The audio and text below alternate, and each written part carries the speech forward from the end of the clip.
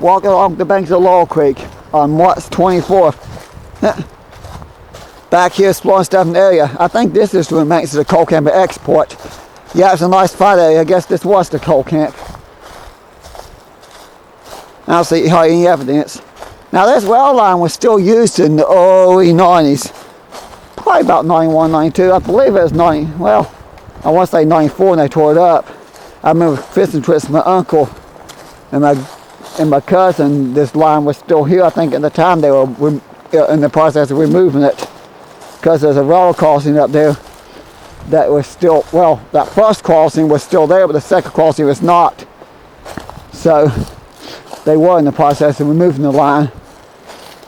That bottle's not too old. I'm still in the New River Gorse, by the way. I'm literally stopped the car like, got a little tongue tied there, trying to say stopped the car like a mile before the end of the gorse. Maybe about another mile up where got the car and walked down here was where you leave the New River Gorse. Yeah. Okay. That's a really old flashlight and these are some really old bottles. I love collecting bottles, but here in the New River Gorse, they want you to leave stuff like that alone. They consider historic artifacts. So, when I'm outside the New River Gorse and I find bottles laying around, I collect them, I clean them up. Oh, sweet! It's a railway marker. Now this is a great find, C&O Railway. Now that is a good find. I love looking for these. We got a few of those in Mount Hope. I can't remember. I think I've done a video pointing out a few of those in Mount Hope area. Because there's one on Pax Brenton's Road I took some pictures of. I think I've gotten a couple train videos. I can't remember. And then there's one in the woods that I got in video on my old YouTube. That makes my day right there to see the old railway marker.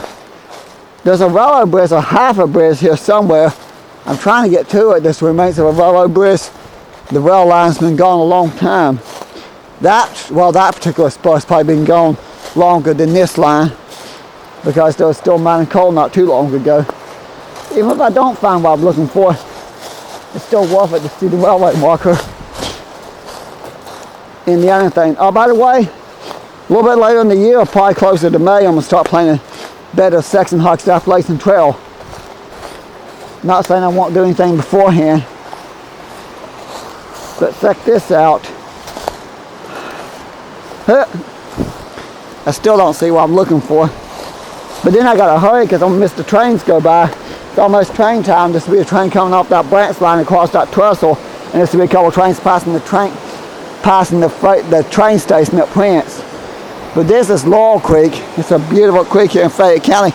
It comes out of the mountains near Fayetteville and apparently comes down here in the Prince. I actually talked to a lady that grew up on the farm on Laurel Creek Road. So I know somebody I know that lives down the street from me in Mount Hope. Apparently her family owned this farm. But this creek literally comes out of Fayetteville, which is beyond the mountains there. Well, Beckley, Fayetteville, Oak Hill. Depending on which part of the gorge you're in which town you're closest to, you can come out of the mountains.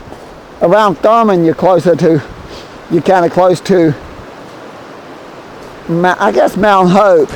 Here, you're closer to Beckley than Fayetteville, come think of it, here in Prince. Thurman, between Thurman, you're closer to, there's that bridge, and Thurman, you're a lot closer to, yeah, Thurman's what I'm trying to say, closer to Fayetteville. Here you're closer to Beckley. Yep, there's the bridge. I found it. I didn't think I'd find it. I'm just amazed by how beautiful this creek is. I mean, this is okay? Amazing. If I'm not careful, I'm gonna fall in the water. Wow. It's a beautiful stream. You know, I never realized how beautiful it is down here. Mainly because I don't come down here.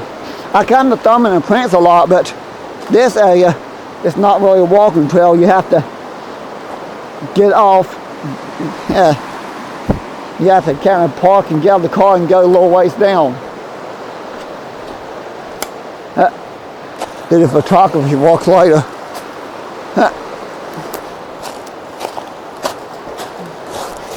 Okay, I mean, okay, that bridge is still there. Wow. Now this is a good find. I've seen it from the road a few times. I can see where the tracks split up. Is that another? Oh no, that's just a tree stump. Apparently one rail line went that way. What the heck is that? Okay, I'm gonna go look at that here in a minute. I can't tell what it is from here. Is that a teddy bear? I don't know what that is. It's creepy looking, I know that. Up there's the highway. But check this out. Well, apparently there's two rail lines. One went that way, one went this way. I don't know which one was used last. I can't say. It's probably that one over there that was used last. Because one of these was just a spur that went into the mines. Actually, no, wait a minute. Export was still mining coal here in the early 90s. Now think about it. I remember somebody telling me as late as 1991 they were still mining coal, even though the coal in this general area. So, somewhere in this stretch.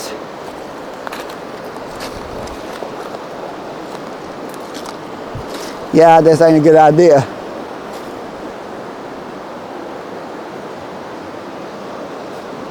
I think the flood did this. Okay, I don't think I can get any farther. These moss-covered railroad ties, or Nexus carpet-covered railroad ties, whatever you want to call it. Somewhere over there's those coal coverings, but maybe it's this line. I really don't know which line was used last here. I know that the mines shut down. I know there was a mine here as late as 91. Even though they were still mining coal in Leyland in the late 1980s, they were trucking it out. So they weren't running trains up in Leyland anymore because the coal was being trucked out in the 80s. Okay, I'm going to end the video here. I'll probably do a second video over that way when I walk over to whatever that weird thing is. Okay. I'm a little jumpy right now. I'm standing on the halfway water railroad bridge that could collapse. Not the smartest thing to do.